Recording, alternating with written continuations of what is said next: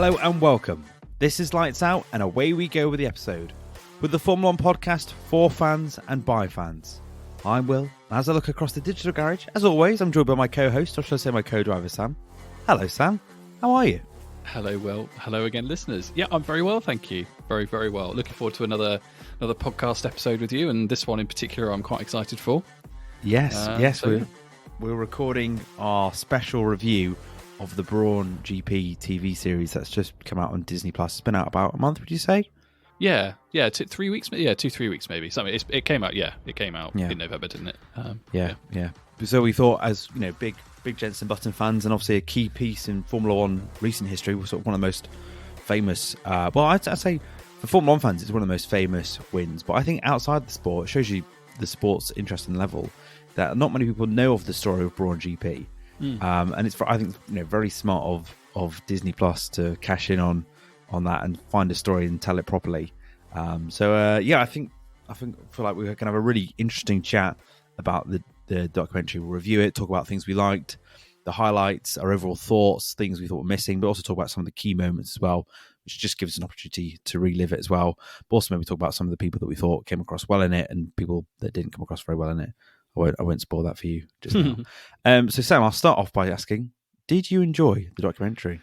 Obviously, and of course, yes, I did. It wasn't guaranteed though, was it? It could not have been guaranteed. They could have fumbled it. They could have made a mess of it. Yeah, that's true. I mean, they could have done it badly, but they didn't. They had Keanu Reeves, and I mean, obviously, that season's obviously very kind of important one for me anyway, in general, because I'm a massive Jensen Button fan. Fellow Somerset man, grew up like 15 minutes from where he did. So, I was very invested in him in general and very invested in him that season. It was just nice to relive it really. And I didn't really remember a lot of things that happened that year, and quite a lot did happen because I was 18 that season. So, it's kind of it was an important year for me anyway. Obviously, being 18 and getting ready for uni and stuff. But to throw a Somerset legend in a really fast car competing for a world championship into the mix, and it was just really exciting. So it was nice to relive it. I'd sort of forgotten some of the stress though, because the second half, we will talk about this, I'm sure, during the course of the podcast, but the second half of the season was incredibly stressful for someone invested in Jensen Button winning. Sort of reliving that, particularly through his eyes as well and his words, was quite interesting, and brought back a lot of memories for me. But how about you? What did you make of it? Yeah, I'm the same. I thought I really enjoyed it. It was a really nice way to relive a bit of Formula 1 history that I was growing up. I was you were 18, I was 14, so it was quite good to just go back and follow it. And I remember following it really closely at a time when Formula 1 didn't get that much interest, and it'd come the year straight after the year when Lewis had won as well. I thought it was very, very well done. I mean, the thing that amazed me about it was only 4 episodes. And yet the detail and the level they went to I thought was really impressive. They covered a lot of ground, but they didn't just sort of fly through it. Felt like we got into some real detailed parts of it. And even some bits that weren't massive to the Brawn story, but still the wider context of what was going on in Formula 1. They did it justice. And I was really impressed. And I think, you and I have found Drive to Survive to get more and more grating as the years of it gone on. And I thought this was a nice reminder for like diehard F1 fans that they can be a really good documentary about what's gone on in a season of Formula 1. But also, I think if you're new to Formula 1, this is a really good way of educating about it. And I was watching it with my partner. She knew nothing about this, and she was gripped by it. And she thought it was absolutely brilliant. She couldn't wait to see more of it. So, I feel like Formula 1 lends itself well to a good documentary series, and this was up there. I did find Keanu Reeves quite entertaining. Some people find him a bit grating. Were you a fan of his sort of elaborate sort of questioning style and his just overall manner, and in the slow-mo shots of him walking past the car and looking at the screens? How did you find that? Yeah, it was a bit. And what's funny? Well, I think as well. I mean, I watched it quite recently, so I'm hoping I haven't totally misremembered this. But he was still very John Wick-ish in look as well. So it was quite weird watching John Wick slowly stalk around a Formula 1 car and then ask lots of questions of some, I mean, clearly brilliant people, but much less cool people than him, if you know what I mean. Yeah. But so that dynamic was a bit unusual at times, but no, I really liked it. I thought he was really good, kind of, I guess, lead narrator, host of the whole series. And it's kind of nice to have someone like so A-list interested in the sport to the extent that they were willing to do a documentary about one season. That's kind of Yeah. I don't think we get. There aren't many of those people that are like I guess cut like that. So in a way, it was quite refreshing to have someone like that, sort of external of the sport, getting into the detail of it. It's really good. I liked it. It's kind of similar to like the Welcome to Wrexham, because Rob McElhenney and Ryan Reynolds, they kind of narrate, and they're sort of the people that lead it, but slightly different sort of style. But they lead. They're sort of the hook for people to get going. Oh, I like Keanu Reeves. Let me see this thing he's put on. Oh, he's actually quite entertaining in sort of interviewing people. Whereas if it had just been people speaking to the camera, I don't think it would have been as good. And I actually think his interview questions were really good, and some of the insight he got from people, I thought it did really bring out that. And like you say, when Jensen was sort of quite tortured, you really relived that in that way. He was a big part of that. So yeah, I'm glad they did it well, and I think it's a brilliant story. For you, what were the highlights of the series? I really liked the detail about how Brawn came into being. I think so. The season I knew quite a lot about. I'd forgotten some of the key moments and things, and I'd totally forgotten that the Brawn couldn't perform in cool conditions. That had totally slipped my mind. I'm sure I remember when I was 18, it being commented upon that like colder races favoured Red Bull and stuff. But that had slipped my mind. But no, it was probably all the pre Brawn going into pre-season testing and the first race in Australia. It was all the story, that backstory, and how they came to an agreement with Honda and the relationship they had with Honda and the amount of trusts that they had to sort of put in each other and to get the deal done. And then Ross Brawn's quick mind getting Mercedes on board as an engine supplier, all that kind of stuff. I'd sort of because it all happened in the background, right? Like during that summer, I remember Honda being in Formula One, then Honda saying we're not in Formula One anymore, and then there just being basically nothing from the ether. Really, lots of like, what's going to happen, what's going to happen to Jensen in particular. Rubens was obviously at a point in his career where it was sort of he's probably going to retire if he doesn't get a seat, sort of thing. Whereas Jensen was still regarded as a really good racing driver. So there's lots of concern about him, but I don't remember there being much detail or any information really about how the deals and stuff got done and how they became Brawn GP and came to create the car that ended up winning the world championship. So it was that initial bit. I think the first episode and a half that I found genuinely like really fascinating. How about you? What any particular bits that you enjoyed? I obviously enjoyed Jensen winning. That was lovely too. Obviously, no, I agree. With you. I think that is a really important part of the story, because it not only sort of tells you how they sort of went from Honda like throwing the towel and saying they couldn't afford it anymore, but like the two things that stood out for me was how bad Honda had been in Formula One in the previous years, and like they were sort of a laughing stock, a bit of a joke. And then they recruited Ross Brawn, and he was this serial winner with Michael Schumacher. And then you see he seemed to be in the right place at the right time, and he actually did seem a really influential figure to get it into Brawn GP. It wasn't just like Honda were offering him and saying, "Oh, why don't you make it your own team?" It was, I think there's a bit when they have the lawyers there and they were sort of saying, they were saying to wind it up, and he said, "Well, hang on, there must be another way," and he came up with the whole idea. I thought that was covered very well. I think for me, one of the sort of highlights throughout the whole series was the range of people they spoke to and the range of people that gave interviews. I thought it was fantastic. There was, nearly, I couldn't think of many key people that were missing. And also, I really rated how they spoke to so many employees of Brawn GP. We heard from them frequently. It wasn't just like, oh, we're going to hear from the mechanic once and we're going to hear from the comms lady and the legal head of legal. Like, we saw them a lot, and they were a really key part of the story. And to get Bernie and Luca de Montezemolo, is it Montezemolo? Yeah.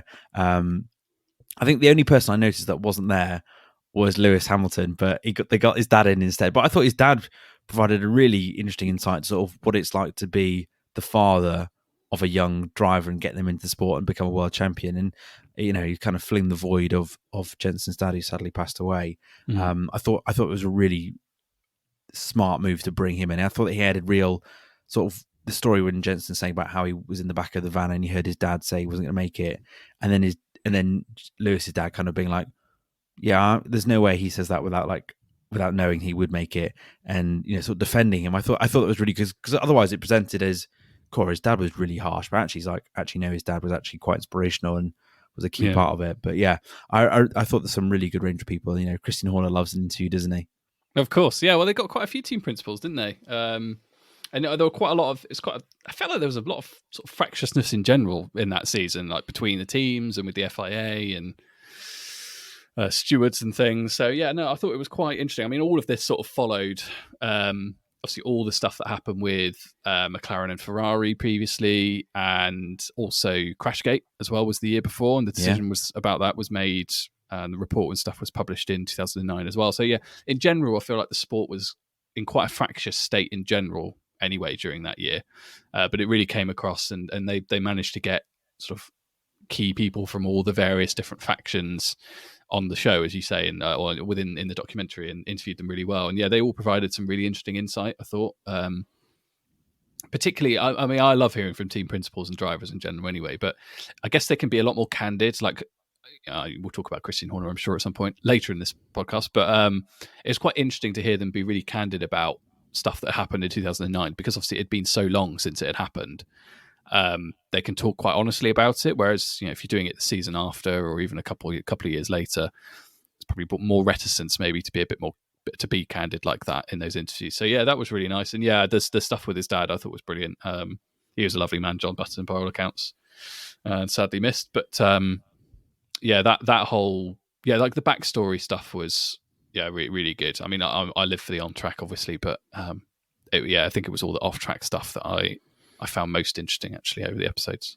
Yeah, I think on the bit about insights and seeing some of the key people, I actually think hearing from Jensen's race engineer and Rubens's race engineer, they were really key people at some parts of the story to tell what it was like on the pit wall.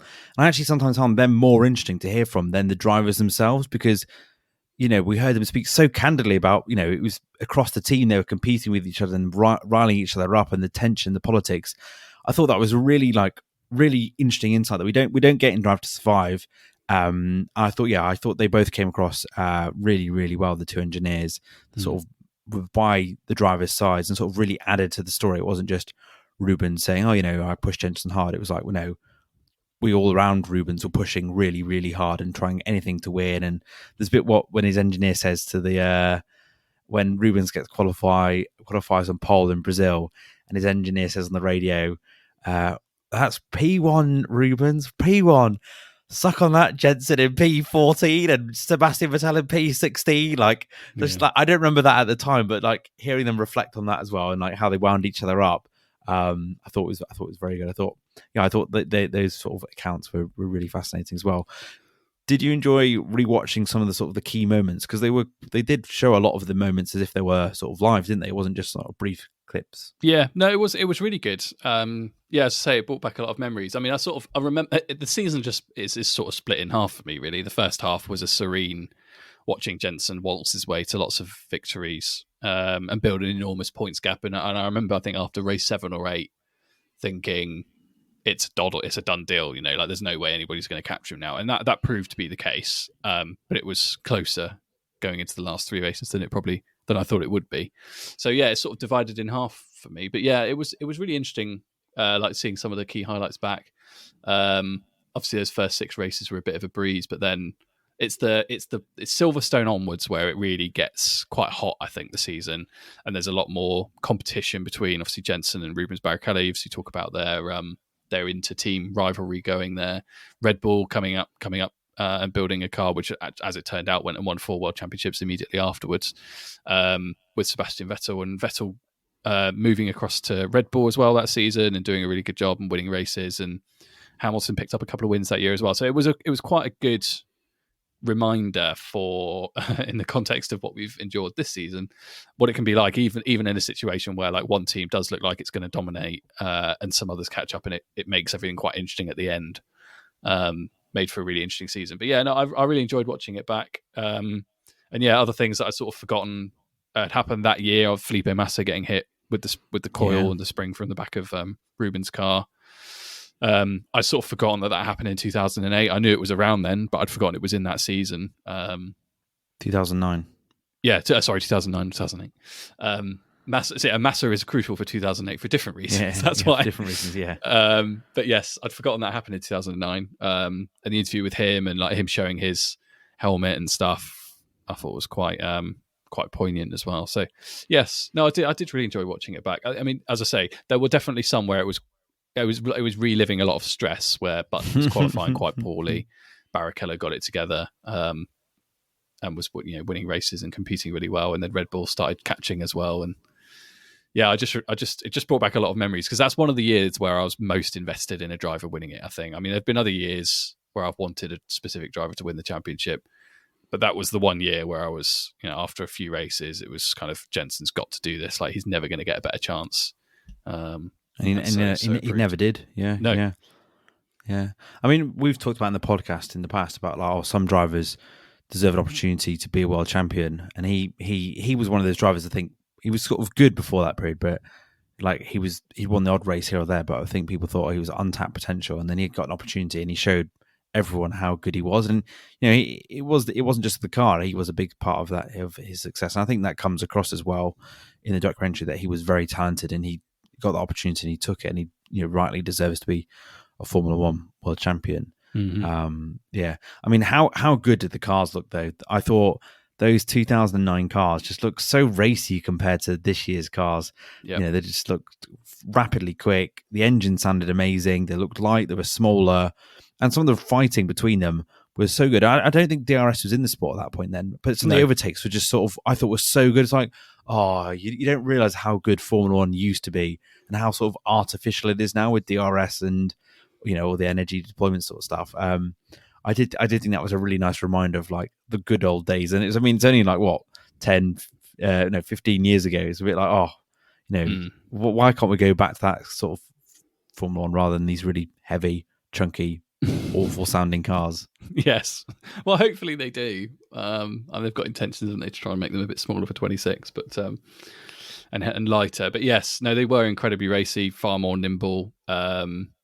And they've got quite a few regulation changes that year as well. They brought back slick tyres, and KERS was introduced, which made overtaking more interesting. And you and I have previously discussed how we both think about DRS, and I've long held the opinion that DRS should be scrapped and that there should just be a boost option in the shape of energy recovery for drivers to use to try and overtake, and it's something that's within their control rather than just something they happen to get on a straight driving around a circuit. So yeah, that was really good. And yeah, it serves as a really good reminder, doesn't it, that you don't need DRS to make lots of interesting races and interesting overtakes happen. The cars were pretty go-karty back then, and hopefully we can get back to that at some point soon. But yeah, no, it was something a bit. There's a touch of lament there, wasn't there, that we've come so far from what those cars were, because they were good. Yeah, no, I thought it was really good. Were there any other sort of highlights for you from the documentary? Ross Brawn, I think, just in general, like hearing from him so much. I mean, not he didn't, as you say, I don't think he dominated the podcast, dominated the documentary. Maybe he'll come on and dominate a podcast one day for us. But I think hearing as much as we did from him, and I mean, everyone's known like he was a really effective leader and a really shrewd person as well, and capable of bringing people together and stuff. But it was quite interesting to see that borne out in what is quite a unique, stressful situation where you've got the prospect of basically not having a racing and not having a Formula One team, and going from that to having your own Formula One team, and how he handled it and sort of took it in his stride, and brought so many other people with him. I think it was quite. Yeah, I just think his contribution to the documentary was really good. I mean, he kind of had to be, right? The team was named after him, so there's a limit to how rubbish he can be on a documentary about a team that's named after him. But I thought his contribution was really fascinating, actually. So it was nice to hear from him what he thought about that year in particular. He comes across very different in sort of personality as what you would expect from a team principal. You think of people like Gunther Steiner or Christian Horner or Toto Wolff or Luca from Ferrari. Like, they're all quite loud, quite bold people, whereas he's sort of like that really sort of calculating, quite friendly, but obviously very, very competitive behind closed doors and very, very smart. I really liked how he came across as a complete different personality, and you can see how he's been so successful and not being like all those other team principals. Yeah, absolutely. A ruthless competitor, I think, is what Christian Horner described him as, but wrapped up as a cuddly teddy bear. Yeah. which I like that description. Actually, that's probably quite apt, and I think that's generally a description of a good leader. Actually, someone who's got that in the locker, but has the ability to bring people with them and inspire others and stuff. So, no, it was really good hearing from him. Yeah. Yeah, no, I agree. I thought it was very there were so many highlights. I think in the second half we're going to talk about some of our key moments and sort of relive some of the key moments. And so with that, we'll take a quick break.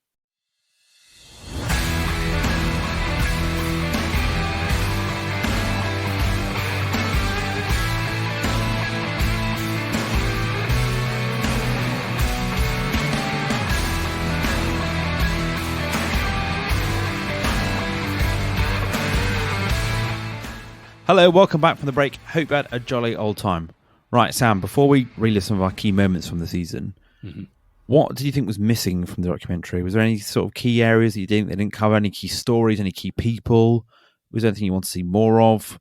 It's probably a harsh criticism because I get the documentary was targeted at not Formula One nerds, probably.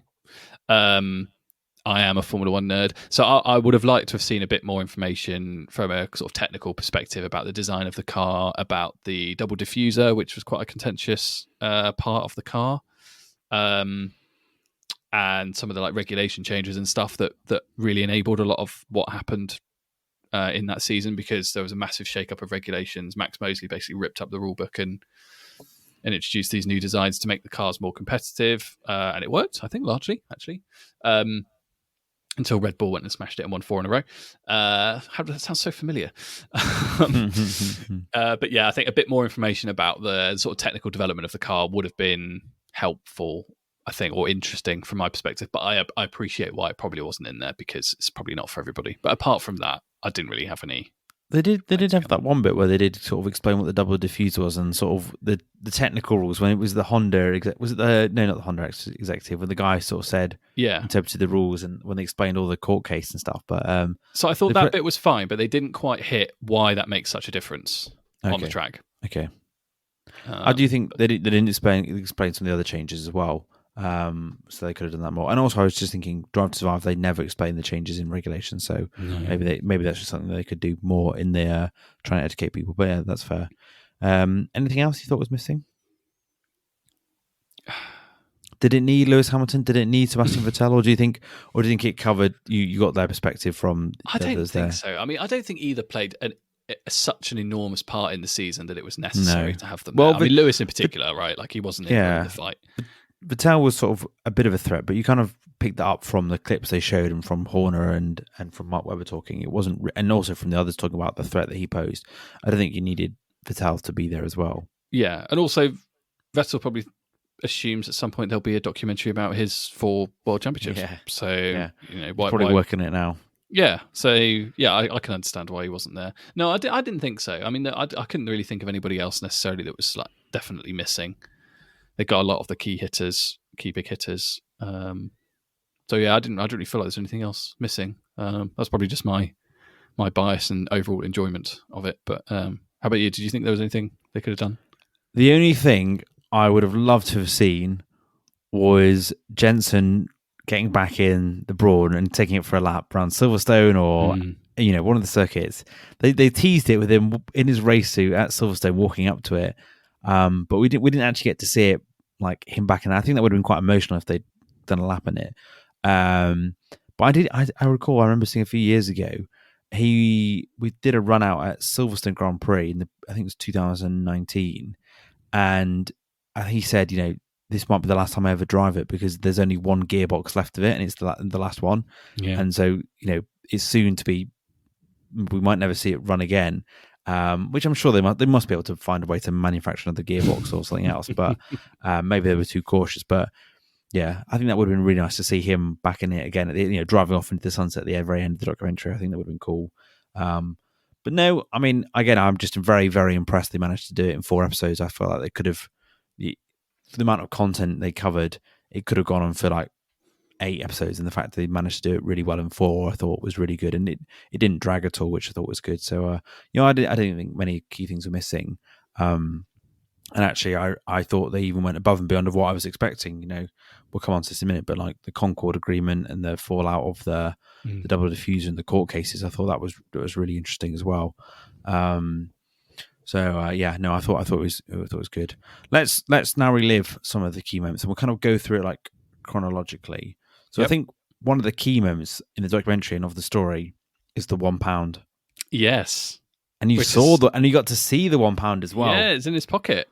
Yeah, I thought that was a great moment. I thought that was I thought that Honda guy came across so well and so modest as well, being like, yeah, we did what we had to do, and we're so happy for them that they went on and had that success, and for £1 as well, for the reasons for that. I thought that was very, very classy of them. And Honda could have been real bastards about it and being like, right, we're not giving you, we're going to charge you a crazy amount of money. And actually, they were a key part in why they were successful. And you do wonder, did they rue it? But you can get any sort of resentment from the Honda chap, did you?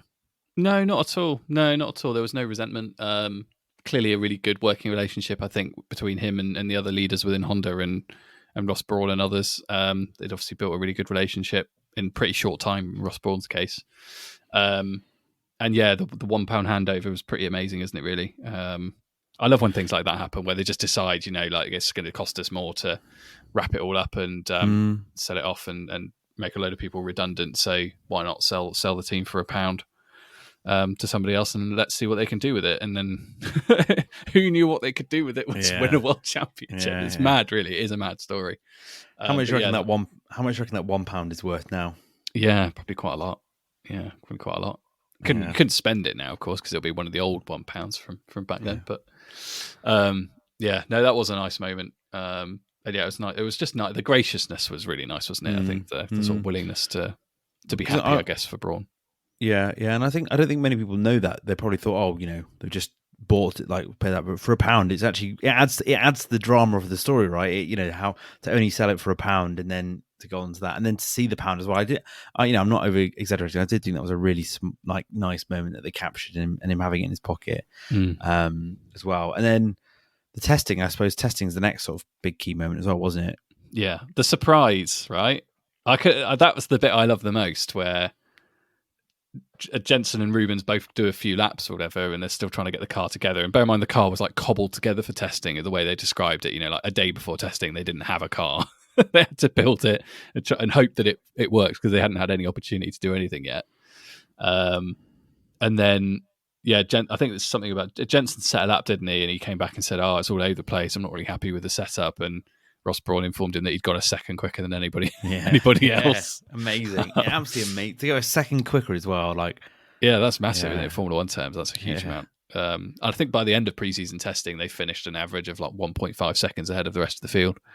Wow. Just an amazing surprise for everybody. And that the surprise on the drivers' faces, I sort of vaguely remember a bit. But I think them having the opportunity to express that again, and also the enjoyment amongst the team that hadn't seen the car drive yet, and seeing what they'd actually managed to build was really special. So that was a really good sort of chunk of an episode. Because I think a key thing they explained, it wasn't just like Honda had built them this amazing car and they just took it there. They had to change the engine, and they explained how difficult it is to change a Honda engine into and then put a Mercedes engine in. I thought that was a really important part of, it wasn't just job done. It was actually like, there's so much work that goes into it to make it successful, and the engine working with it. And so very, very smart deal to partner with Mercedes. I'm sure we'll come on to that towards the end of our reliving the key moments as well. Yep. I did enjoy that reliving that first race when they sort of surprised at winning the race, and they couldn't quite believe it. Yes, they were good in pre-season. And Richard Branson, I don't think he comes across very well, doesn't he? He comes across as just like someone just grabbing attention. I remember I've got the Jensen Button autobiography, and he says how much he hated Branson because Branson would just act like a massive prat and just tried to make it his own thing. And it doesn't come across very well in it, because he comes across like he's trying to get like a really cheap deal or sort of rip them off, really, which is quite entertaining. Well, he did get a really cheap deal. Yeah, but I mean, he was trying to buy the team for even like way less than even it was valued, and they're like, "No, we'll just do you a sponsorship deal." No, he didn't come across great. Yes, Yeah, that was funny. And well, the bit in the first race about the fuel guy. Oh, the fuel guy. That was fantastic.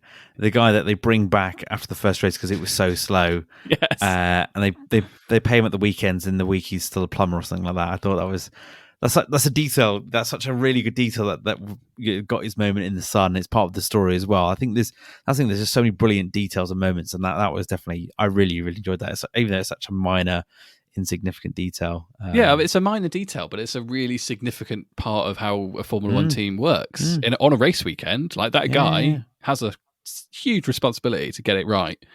Yeah, they could have thrown away wins if they didn't have that guy there for the rest of the season. Yeah, well, this is it. And we talked about over the course of this season haggling between a 2.5 and a 3.5 or a 4-second stop. Back then, with refueling and stuff, you're sort of haggling over a bit more of the time than that. And in a Formula One context, that is a lot. So yeah, I really enjoyed that. That was very.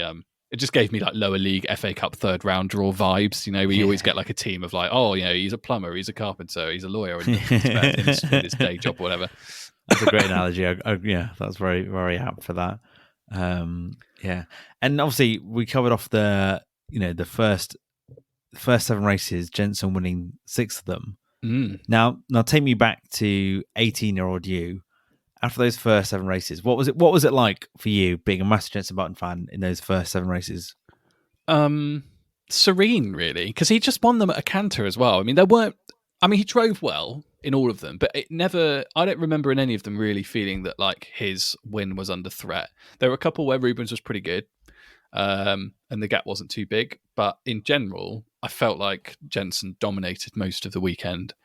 And then went on to dominate the races as well. And after 7 races and he'd won 6, and I'm trying to remember where he finished in the other one. I don't think it was too bad, was it? I'm just going to bring. No, he was I think he was on the podium, wasn't it? Was it China? Yeah, China, yeah. And yeah, he just amassed such an enormous points lead that after 7 races, it was just in my head anyway. It was kind of, well, when are we going to celebrate? What race will he win it in? And yeah, it was just really exciting and totally unexpected. Of course, I mean, everyone was really excited about Hamilton winning his first one in 2008, the year before. I think there was a lot of, I guess, sympathy for Button as well in that season because Honda had been appalling, as you say. Like, they had a really bad year in 2008, and so to see another British driver driving in his second season in the sport, winning a world championship, having Jensen been in the sport for quite a bit of time by that point. And only having won 1 race, quite fortuitously, as it turned out, but having only won 1 race, I think there was a fair amount of sympathy for Button going into 2009 anyway, and obviously this is all off the back of the prospect of him not even having a seat or a team to drive for. So, yeah, it was just totally unexpected. The first couple of races, I think it was just like peak excitement. I think Malaysia in particular, he just dominated, like pole position, fastest lap, won the race by miles, just really, really strong. And yeah, by the 7th race, it just became, in my head anyway, my confident 18-year-old self, a foregone conclusion. Didn't turn out that way, but yeah, I was just sort of riding the wave, really. What do you remember about it? When you're 14-year-old Will? Well, I thought he won a lot more races than 6, and that shocked me when he said after Turkey that was the last time he won a race that season. Yeah, and that was like really early on in the season. They still had like 10 or something races to go, or 8 or 9 races to go. 10, they had 10 left. Yeah, 10 to go. Like I thought he sailed to it, and actually it was a real battle. That did really shock me and surprise me, and then I think that's why the documentary becomes so good, because it's not just him. It's not just the team set up and then that's the story. It's like he actually had to fight really, really hard to become the world champion. I think he only had a couple more podiums after Turkey. I think it was Brazil and Belgium. I think, like, was it Brazil? Was he on the podium? No, it wasn't Belgium. In Brazil, he was. No, Brazil, he finished 5th. He got on the podium in Abu Dhabi. The last race of the season, and there was another one. I can't remember where it was, but Belgium was a bit of a shocker for him. I remember Spa pretty vividly, actually. Raikkonen won that race, and I remember Vettel no, it wasn't Vettel on pole, it was somebody else random. Drives for Toyota. Fisichella was driving for Toyota. Oh, yeah. He managed to put it on pole that weekend, and Button had a shocker. I think he qualified quite far down, then had a big instant into turn 1. 4 drivers got taken out, including Hamilton. And Button was one of them as well, so he ended up DNFing, and that was a real, like, that was a point, I think, because that was sort of 5 races after Turkey. He hadn't really performed particularly well. Vettel and Rubens Barrichello were catching him pretty Yeah. quickly. Vettel, in particular, I think was coming quite quickly at that point. And obviously, put the car on pole, put the car into the top three, and was catching quite quickly. So yeah, I remember Spa. I think was the point that I started to get a bit worried, if memory serves. Yeah. But yeah, you're right. He only had a couple of podiums between that last race win and the end of the season. Yeah, I mean that's the thing as well. Like it's quite impressive how Rubens turned his season around. And he went from being quite off the pace at the start to then quite dangerous, really. And you really did think he was going to really force it, and he was clawing it back. And then you also had Vettel. I did think that was quite a shock. I thought, yeah, I just in my naivety, or just in my memory, I just thought Button absolutely walked it. And I remember Barrichello winning the odd race here and there, but I don't remember how good the Red Bull was. And like you say, we had Ferrari and Mercedes winning races as well. So it was quite shared points all around. I suppose one of the key moments in the documentary, and you've alluded to this earlier, is the Massa bit as well. I think that's quite a shocking thing. And, if that happened in Formula 1 today, I think that'd be quite well known. Whereas, at that time, and it's only 2009, not many people know about it unless you follow the sport closely. And I knew it was coming in that episode, but like I said, my partner, she had no idea, and I think she was quite shocked by like the detail that went into, but like just what happened really, like one loose spring, and the impact it then had on Massa, and the fact he's still got the helmet with the blood on it as well. I thought that was quite.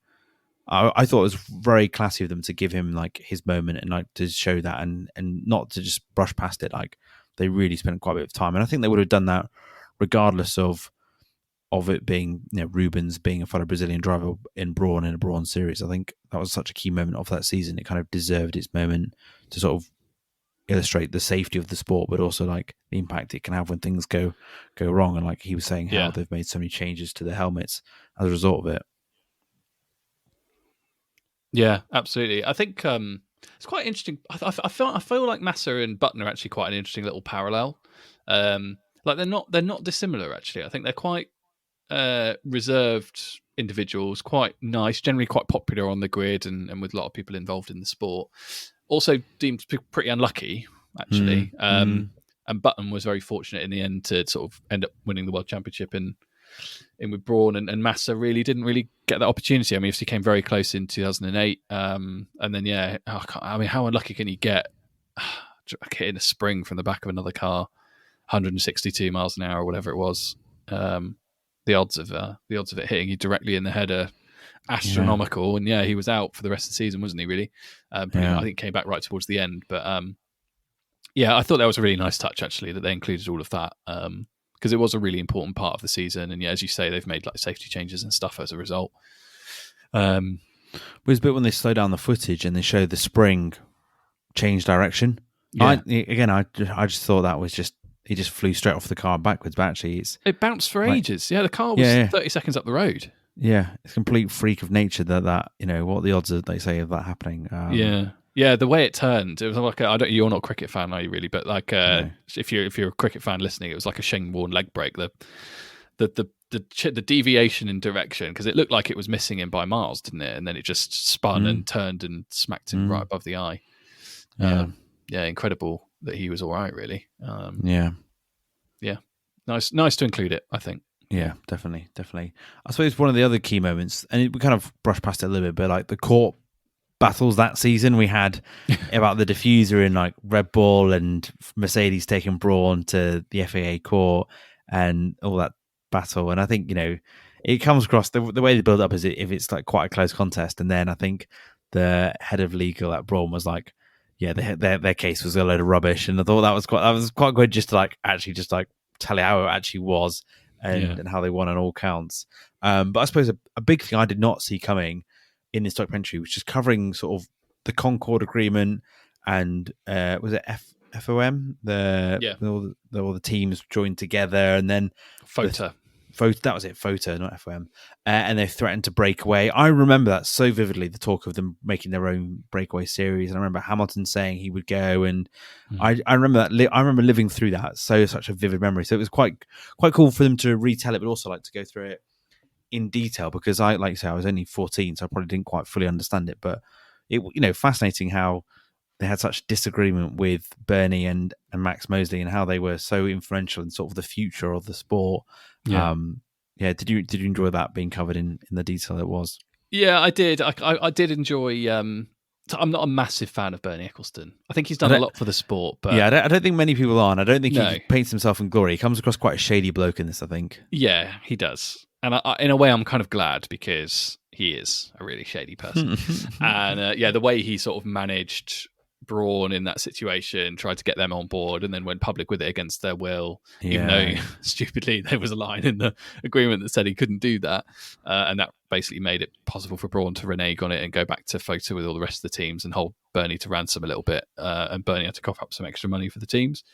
I thought that whole debacle was quite an interesting sort of piece of the puzzle, and I guess it was also quite interesting to see how much the teams dislike Max Mosley. That was quite an interesting insight as well, because it was his ruling on lots of things, including the double diffuser in the first instance that they were so angry about, ruling it legal without it properly, in their opinion anyway, without it being properly assessed. Made lots of the teams angry, and then he moved on, didn't he, the next year? So yes, I did. Yeah, that was all interesting. I think I was a bit less bothered about that than some of the other kind of inter-team antics and stuff. I mean, the protesting of the double diffuser, I think, was quite funny. Looking back on it now, thinking about some of the other things that teams like Red Bull in particular have pulled since then. Yeah. And some of the things that Ferrari pulled with their engines and stuff since then as well, and kept under wraps. I'm sure that's another podcast episode in its own right. At some point, we'll do that. Yes, I did think that whole debacle was quite interesting, but it spoke to that fractiousness that I mentioned earlier throughout the season, and then that period in Formula One. I think the general atmosphere. I mean, there's a bit of tension between the FIA and Formula One and stuff sometimes, and there's a bit of tension between teams, but really the only real tension I note particularly is between Red Bull and Mercedes, largely because of 2021. But it's not anywhere near as fractious, and generally people tend to get on quite well. And you need a good reason to protest a car now, I think. Back then, people were protesting all kinds of stuff all the time. Even though and what maddened me, I remember this at the time as well, feeling this was just ridiculous. It's like two other teams had double diffusers as well as Brawn, and were both doing like really badly. I mean, Toyota were doing okay, but Williams weren't doing particularly well. And yeah, it was clearly not the only reason the Brawn was dominating races. So yeah, no, I agree. I mean, I think it shows you that the sport at that time was in the hands of two men, Max Mosley and Bernie Ecclestone, whereas now it's more Formula One as a company and the FIA. And I think there's frustrations it's with them, but it doesn't escalate to the levels that we saw back then. I think people obviously say it's much more commercial, much more formal, rather than just being Bernie doing what he wants to do and sort of, his odd deals here and there. Yeah, I thought that was quite entertaining. I suppose one of my favorite bits of the whole thing was Brazil, because they really devoted a lot of time to that final race, and Rubens qualifying on pole and Jensen just being all over the place in qualifying, and getting his tires wrong. And then I thought was a really good bit was about him the night before the race and his dad being like, "You're going to win," and he just came in a different person. I thought that was, I didn't know about that, and it was great to sort of unlock that and learn that from this documentary. Yeah, that was great insight. I had no idea that had happened. His dad pulling him aside and saying, "You're coming for a beer," and then getting him into the headspace where he could compete from 14th on the grid and finish in 5th and win the world championship was pretty amazing. I mean, a lot of non Jensen Button fans would say he was pretty fortunate with the circumstances during the race, because there were lots of stoppages and safety cars and things that brought people up and helped him get up the grid. But you can only drive what's in front of you, beat who's in front of you. So yeah, no, he drove a really good race. So yeah, some of those moves he makes, like, it's definitely very, very inspired, very fired up driving, and he knew what was on the line, and he went for it. And yeah, I thought it was great to, like, you were really rooting for him, rewatching it back. And like I said, my partner knew he won, but I think she said she felt very tense at the start of that race, and then she thought it was just amazing, sort of seeing some amazing last minute overtakes. Was it Kobayashi where he just can't get past him, and then he gets him, and that was quite a good moment. Yeah, he was a tough pass car, Kobayashi. He was a very feisty driver, let's say. It made me think as well, watching it back, that 2 years in a row a Brazilian driver won the Brazilian Grand Prix but didn't win the World Championship and lost out to a Brit. Well, did Barrichello win in the end? I think he did, didn't he? I think he won the Brazil. Let's have a look. Did he win Brazil? Let's just consult, because I thought he was, and then he didn't he get overtaken by Vettel or something? Or I made that Oh up? no, Webber won it. You're right. Webber won it. Yes, he started on pole, Rubens, but didn't win the race. Not knowledge. Yeah, I was obviously concentrating on other things. Yeah, fair enough. I suppose just to wrap up this, the key moments. One of the key stories, it's kind of a bit of a slow burner, is how Brawn was sort of like the gateway for Mercedes to return to the sport as a constructor, and it's kind of teased throughout. You meet, if you know you Formula One, you spot some key people that, then at Mercedes, people like James Vowles and others like that. But actually, it was quite good telling the story of like how they did, they managed to bring them into the sport. Yes, yeah, that was quite an interesting insight. Yeah, seeing like Andrew Shovlin and people like that talking about 2009 and stuff was really funny. Obviously, seeing them in their Mercedes guys now, and it being a very different, or it feels like a very different team now, doesn't it? I mean, Formula One feels like a very different sport, so that's probably about right. But yeah, I'm trying to think like people who came across particularly well. I mean, Brawn we've talked about, Button obviously. I think Barrichello comes across really well actually. You got to hear quite a lot from him about his history and competition with Michael Schumacher for a long time, and he doesn't come across bitter, does he? No, not at all. Which is really nice to see. Bernie definitely doesn't. Horner definitely doesn't, actually. I mean, he's less prickly and spiky as he is in Drive to Survive, but he still doesn't come across as a great competitor, does he? He seems a bit bitter. A bit bitter. And it seemed a bit, the whole kind of protesting thing, and you can just tell that he's like the leader of that cabal as well. So yeah, I wasn't sure how well he came across. Montezemolo is a really interesting character. He divides opinion a lot, actually, I think. He's very fiery Italian. I quite like him. Like I really liked him when he was involved in the sport. I mean, Ferrari weren't really up to much for a while he was there, but he brought a lot of drama, let's say. Yeah. He would be amazing on Drive to Survive. Yes. It kind of needs a team principal, like an elaborate and extravagant Italian like him that just has his set view of the world and views it all very much through like a Ferrari is always right. And, he's still quite bitter about some of the things he was saying about the double diffuser, how it's still illegal to this day and stuff, even though the ruling wasn't. I did think it was very entertaining, and I think, yeah, I mean, I can see why people hate him, but I find him quite enjoyable. Probably would have wound me up if I was a Button fan at the time, hearing him say some of that stuff. Yeah, well, I remember what wound me up at the time as well was knowing that Ferrari had effectively a limitless budget. This is a pre-budget cap world. Yeah, they had a limitless budget, and they put a double diffuser on their car within like 3 races. So it's not like they clearly weren't so opposed to it that they weren't going to introduce it themselves. And it did make a massive difference, right? Like Raikkonen won a couple of races, but apart from that, didn't make a huge difference. So yes. Massive tablespoon of salt with Montezemolo's comments in general, but yeah, he did add a lot of value, I think, to the sport back then. Yeah. But I think on the whole, a lot of people came across very well. I thought Nick Fry came across very well, the chief executive, seemed a very decent guy. And like you say, it seemed like the perfect team at the perfect time for that crisis to make the most of it.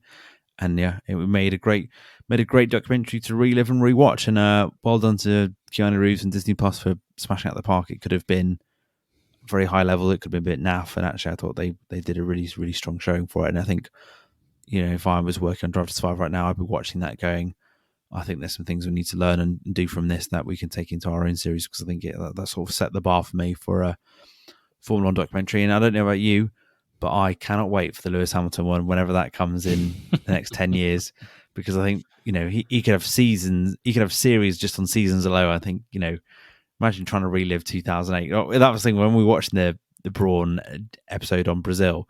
I said to my partner, I was like, wait till you watch Lewis in 2008. That's then you'll get that's a complete different game to what Button had to go through.